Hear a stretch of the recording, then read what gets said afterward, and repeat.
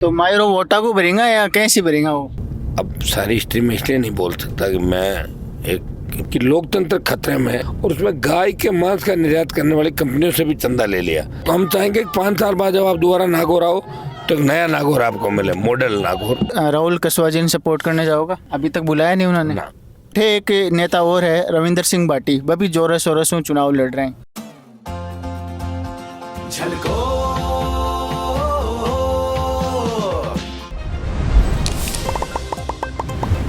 हनुमान जी थारो बहुत बहुत स्वागत है झलको राजस्थान चैनल पर। धन्यवाद साहब। एक नागौर के आने के बाद में मैं एक चीज़ सुनूं, मायरो कुछ ज़्यादा ही फेमस हुए हैं तो नागौर को, लेकिन अठे कह रहे हैं कि मैं मायरो बरसिया जोती जी गए, तो कैसी बरसी मायरो हो? मायरा क्या होता है, बात भाई अपनी बहन के बात ले जाता है उसको मायरा कहते हैं। और मायरा वैसे जैसे मान लो किसी भाई के बहन के बच्चे 2 3 4 5 बच्चे हो तो एक मायरा बड़ा भरता भाई, और बाकी मायरे छोटा मोटा रीति रिवाज के साथ बात लेके हर बार जाता है, चाहे कितनी बच्चों की शादियाँ हो। ये मारवाड़ की संस्कृति है। और चूँकि जाहिल खेड़ा के जाटों ने मायरा भरा था, दरबार की दिल्ली के बादशाह की रकम लेके जा रहे थे। दिल्ली के पास ये जयपुर के पास अरमाड़ा में गुजर समाज की एक जो बेटी थी वो रो रही थी, तो हम दोनों ने पूछा भाई रो क्यों रही? बोला हमारे भाई नहीं है और मेरे जेठानी और देरानी के कोई परिवार, उनका तो मायरा आएगा और मेरे नहीं। तो मेरे को कह रहे भाई तू क्या बैठी है? सासू ने भाई उसको ताना मारा होगा, तो उन्होंने कहा कि हम भरेंगे मायरा तेरा। तो जो रकम दरबार की ले जा रहे थे उस समय लाखों रुपए उन्होंने सैकड़ों साल पहले भर दिए गुजरी के जाटों ने। वो मायरा देश के अंदर प्रसिद्ध बात उसको कहते हैं। नागौर के बात के बाद शेखावाटी गंगानंद हनुमान सब जगह का बात चला गया।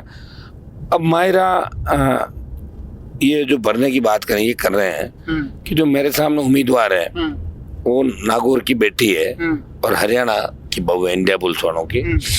और इनका ये कहना है कि भाई इस बार हम बड़ा मायरा इसका भरेंगे ताकि बार बार ये मायरे को आमंत्रित करने के लिए यहाँ पे नहीं आए। तो मायरो वोटा को भरेगा या कैसे भरेगा वो? नहीं, वोटों का भर के फिर वोटों से गुणा कर लेंगे, कितना नोटों का भी भर देंगे, जाके इकट्ठे होकर भरेंगे तो क्या दिक्कत है। वोटों का भर देंगे और फिर आवश्यकता पड़ी तो मायरा लेके वहाँ चले भी जाएंगे लोग और नोटों का भी भर देंगे मिलके सारे लोग। एक ज्योति मिर्दा इन थारों पर आरोप लगावे कि हनुमान जी खुद 4 बार पहले रह चुका है। एक बार आपका चुना गया, एक बार वागा भाई इन चुना गया और एक बार सांसद रह चुका, लेकिन वह नागौर में स्पेशली जाट समाज के लिए कोई काम नहीं करो। मैं तो जाट समाज के साथ साथ किसानों के लिए सर्व समान, नागौर के अंदर तो शिक्षा की क्रांति में लाया था। ज्योति मिर्जा के दादाजी ने 1945 में मंत्री थे, 70 साल तक उनके हाथ में राजनीति थी। जब नहरें आ रही थी चाहते तो नहर ले आता नागौर बहुत डेवलप हो जाता। ज्योति को खुद को मैं लाया था 2009 के अंदर। रूपाराम डूडी कांग्रेस के विधायक थे डीडवाना से, महेंद्र चौधरी नावा और मैं बीजेपी का था ना जब खियूंसर से। मेरा बहुत सुंदर झगड़ा था 2008 में जब एमएलए बना, झगड़ा हो गया 9 के अंदर। हम इसको लाए थे, इसके पिताजी की जमानत जब्त हुई थी जैतारण के अंदर, नाथुराम जी जो बड़े बेटे थे।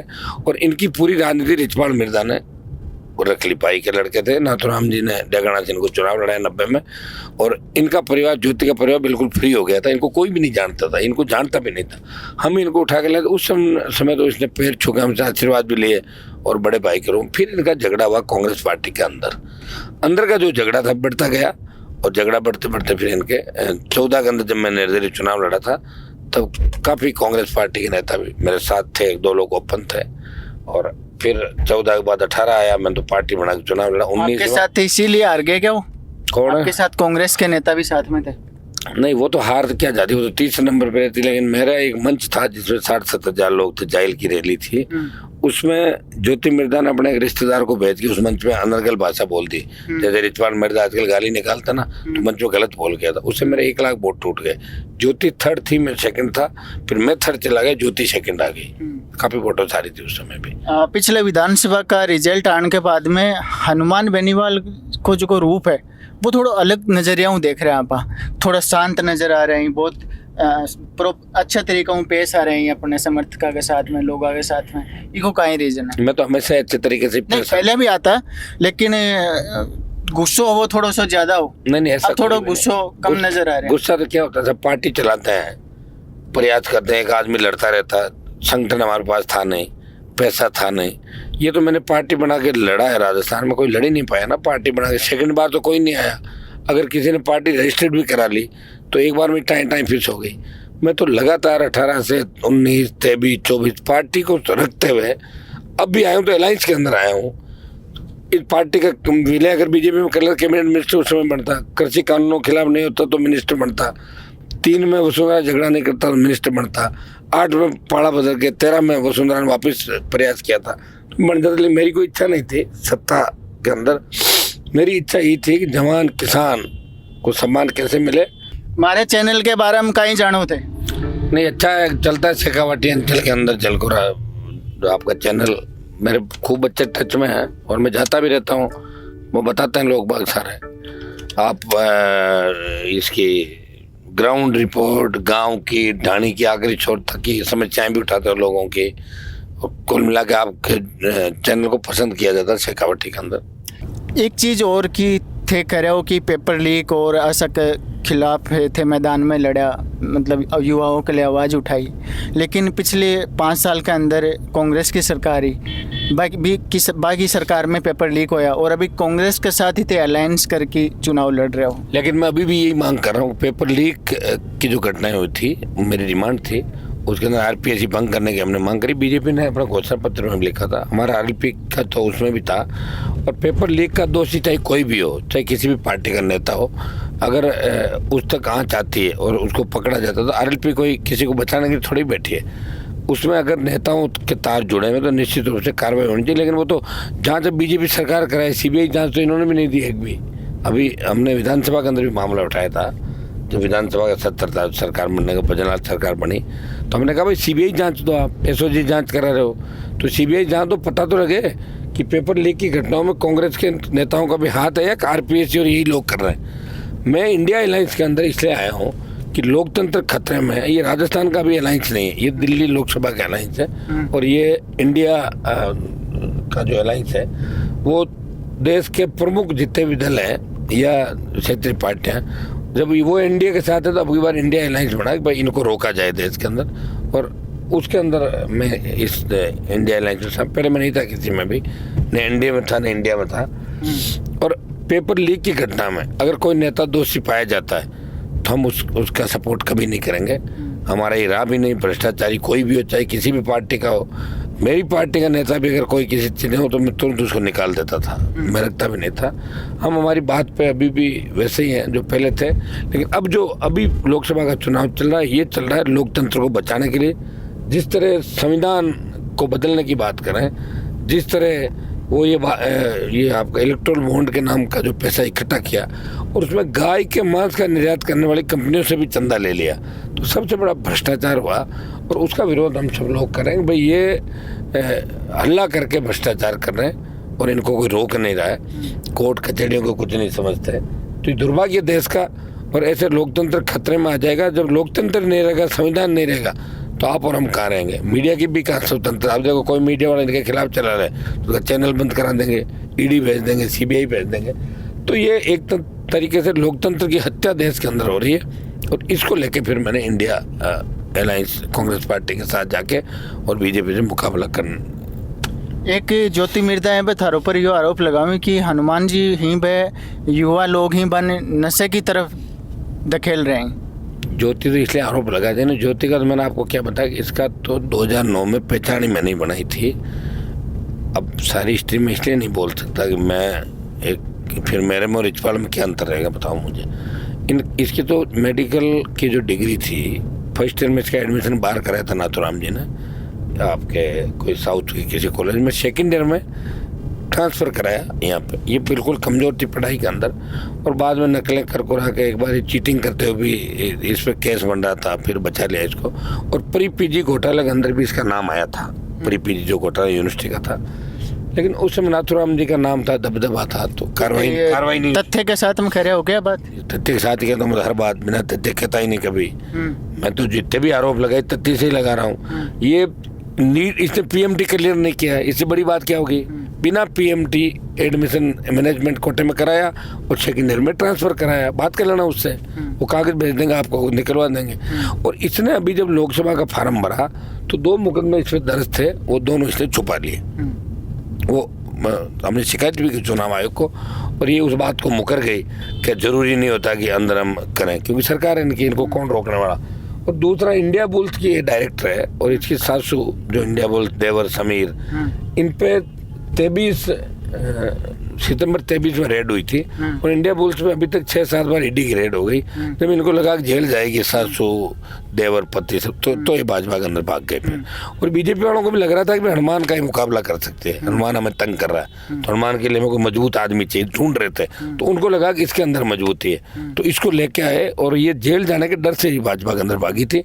विधानसभा का चुनाव हार गई और फिर ये लोकसभा के अंदर वापस आई। 5 साल एमपी रहते हुए इसने सिंगल काम नागौर के अंदर नहीं कराया। 5 करोड़ जो इसका बजट था, वो मैंने 2019-20 के अंदर इसका खाता बंद करा के, पुराने एमपीओ के खाते बंद करा के मेरे खाते में ट्रांसफ़र करा, इसका पैसा मैंने खर्च किया। जो सांसद अपना कोच खर्च नहीं कर पाए, जिसका फ़ोन नंबर नहीं हो, जिसका स्थायी निवास पता नहीं हो, उसके बारे में मैं क्या, नागौर की जनता बता देगी अपना आप। 2 लाख से पिछली बार आ रही थी और अब की बार जनता हराएगी इसको 3-4 लाख वोटों से। चूँकि थे अलायंस करे तो थे दूसरी लोकसभा सीटें 24 के ऊपर चुनाव प्रचार में कौन जा रहा। देखिए, अब मुझे खुद को पंचायतों पे आप देख रहे हैं, अभी जैसे आज 30 कार्यक्रम है, हम 12 अभी तक कर पाए हैं। 12 तो वैसे ही बच जाएगी, तो 20-22 रहेंगे, 8-7 फिर रह जाएंगे। तो 17 तारीख तक तो हालत इतनी टाइट है। मैं प्रयास करूंगा कि 1-2 जगह जहाँ डिमांड है, मुझे देखो, मुझे जब बुलाएंगे वहीं तो जाऊंगा ना। ये तो कांग्रेस पार्टी के है, और या फिर वो कहे कि मैं खुद भी चुनाव लड़ रहा हूँ। सेकेंड फेज के अंदर मैं फ्री हूँ, लगातार इनके प्रचार करूंगा। लेकिन फर्स्ट फेज में 1-2 लोकसभा के अंदर मैं प्रचार करने कांग्रेस पार्टी का जाऊँगा, जिसमें एक बीकानेर है और एक आध कोई और होगी तो उसके अंदर भी जाऊँगा। चूरू की सीट राहुल कसवा जी ने सपोर्ट करने जाओगा अगर वो बुलाएगा तो। अभी तक बुलाया नहीं उन्होंने, फोन भी नहीं आया। नहीं, फोन पहले आए होंगे, अब उनको भी पता चुनाव लड़ रहे हैं, वो भी चुनाव लड़ रहे हैं। राहुल कसवां वैसे सपोर्ट कर ही दिया। जो आरएलपी की हमारी वहाँ की टीम थी, वो राहुल कसवां के साथ लगी है ऑटोमेटिक, पहले ही दिन सारे पदाधिकारी सब इनके साथ लगे हुए। लेकिन मैं मेरा टाइम निकाल के जब भी जा पाऊंगा तो मुझे समय मिलेगा। हमारे यहाँ भी खैंसतान बहुत बड़ा संसदीय क्षेत्र है, हर कॉन्स्टिट्यूंसी को 2-2 दिन नहीं दे पा रहे, हालत बहुत खराब हो रही है। अच्छा, दूसरे फेज में बाड़मेर का चुनाव भी, तो बाड़मेर जाओगा? अभी दूसरे फेज आना तो बात करेंगे उस समय, दूसरे फेज में कहाँ जाएंगे, कहाँ। अच्छा, उम्मीदवार राम जी कांग्रेस में चले गए तो वह पूछ के नहीं गया, पूछ के उनके ना। तो अब सपोर्ट करोगा या अब देख लेंगे, बात कर लेंगे उस समय क्या होगा। अच्छा, बीजेपी के तो करने से, बीजेपी की तो खिलाफत ही करेंगे। हाँ, एक नेता और है रविंदर सिंह बाटी, वह भी जोरों शोरों से चुनाव लड़ रहे हैं, मतलब काफी रील्स वायरल हो रही हैं। मुझे नहीं जानकारी थी उसके बारे में, कभी वहाँ क्या है क्या नहीं। अभी उसके बारे में पार्लियामेंट चुनाव निर्दलीय लड़ना, मैंने लड़ा था निर्दलीय। हाँ। माहौल बनाना अलग है, वोट लेना अलग है, उसके अंदर वहाँ की क्या स्थिति पॉलिटिकली, मैंने भी बाढ़ मेरे बारे में पता नहीं किया इस मामले के अंदर कि उसकी क्या स्थिति है। चलो, एक लास्ट सवाल लेना चाहूँगा, नागौर लोकसभा के लिए थारो के विजन है? मैं तो चाहता हूँ कि 5 साल में क्या काम है? सड़क, पानी, स्कूल, बिजली, रेलवे स्टेशन का आधुनिकरण, एयरपोर्ट नागौर के अंदर बनवाएं, और हमारा जो जिला शिक्षा के क्षेत्र में पिछड़ा हुआ है, इसके अंदर दिल्ली की ऐसी शिक्षा, कोई यूनिवर्सिटी खुले, कॉलेज खुले कुछ नए, और केंद्र सरकार से मिलिट्री स्कूल जैसे 4 केवी मैंने खुला है, 2 केवी और कोशिश करूँ, केवी और खुले। केंद्र का पैसा कैसे यहाँ पे ज़्यादा लगे, विजन मेरा, जिला मेरा आगे बढ़े, उद्योग धंधे लगे नागौर में, ताकि हमारे बच्चों को बाहर नहीं जाना पड़े, और एक कानून बने लोकसभा के अंदर कि 80% स्थानीय बच्चों को रोजगार मिले इकाइयों के अंदर, जैसे भिवाड़ी से लेके और आपका बाड़मेर तक तेल के कुएं। अब जमीन हमारी अधिग्रहण कर लेते हैं, प्रदूषण हमारे इलाके में होता है और रोजगार हमें नहीं मिलता। तो इस बात को हम जोर शोर से इस बार वहाँ लोकसभा के अंदर उठाएंगे, और एक अग्निवीर जो है इसको खत्म कराने के लिए 50% हमने करा दिया, लेकिन हम इसको खत्म कराने का बड़ा आंदोलन करेंगे। अग्निवीर का एक किसान कर्ज माफी, इसमें भी हमारा फोकस है कि किसानों का कर्जा माफ हो। नागौर आप, हम चाहेंगे 5 साल बाद जब आप दोबारा नागौर आओ तो एक नया नागौर आपको मिले, मॉडल नागौर। एक नागौर में पानी की बहुत समस्या है, पानी तो राजस्थान में समस्या है। हम चाहेंगे सिंचाई का पानी कैसा है, पीने के पानी का तो करीब सिंचाई की बात कर रहे हैं, सिंचाई का तो समस्या, तो उसके लिए कोई योजना बना के लाने के लिए बहुत समय लगता है। प्रयास करेंगे, हो सकता है कि इंडिया अलायंस सरकार में आ जाए तो योजना भी बन जाएगी, सारा काम हो जाएगा। अगर विपक्ष में बैठे तो संघर्ष करेंगे कि नागौर को कैसे आगे लाया जाए। लेकिन ज्योति मिर्धा जी भाई खी की प्रधानमंत्री मोदी जी बनने वाला ही तो थे, बीजेपी की गवर्नमेंट बन रही है, अगर मन चुनोगा तो मैं विकास कराऊंगा। अब पता नहीं, वो तो उसके बारे में वही बता सकते हैं। विकास आज तक तो उन्होंने कभी कराया नहीं एक ढेले का नागौर के अंदर। विकास अगर वो कराते तो नागौर कहाँ का कहाँ होता। वो सिर्फ भाषण देना या आ जाना, पैसा उसके पास खूब है। जनता की जो ठगी का पैसा इंडिया बुल्स का आ जाती है, चली जाती है। 10-15 हिस्ट्री सीटर साथ में ले रखे हैं, सारे नशे के कारोबारी उसकी गाड़ियों के आगे पीछे रहते हैं, जिनमें करीब करीब जेल गए हुए बच्चे हैं। जो कोई हिस्ट्री सीटर है, कोई जेल गया, सारे अपराधियों को लेके घूमती है। नागौर के वोटर्स के लिए एक लास्ट आखिरी अपील क्या करना चाहोगे? वोटर समझदार है, नागौर का सम्मान देश में बढ़ाया, किसानों के लिए सत्ता छोड़ी, जवानों के लिए लड़ा। नागौर के वोटर से ये अपील है कि नागौर का सम्मान देश में बना रहे और नागौर का वोटर मजबूत जो रखवाला है उसको वोट करे। और निश्चित रूप से नागौर का वोटर बहुत समझदार है। खींवसर का वोटर विधानसभा में सबसे बड़ा समझदार राजस्थान में, और नागौर का वोटर देखना पार्लियामेंट चुनाव के अंदर तूफान चलेगा और इंडिया अलायंस को इतने भारी वोट देगा कि अंदाज भी आपको नहीं होगा। और ये नागौर के वोटर की अग्नि परीक्षा भी है कि नागौर का वोटर कितना समझदार, इस चुनाव में पता लग जाएगा। तारो बहुत बहुत धन्यवाद।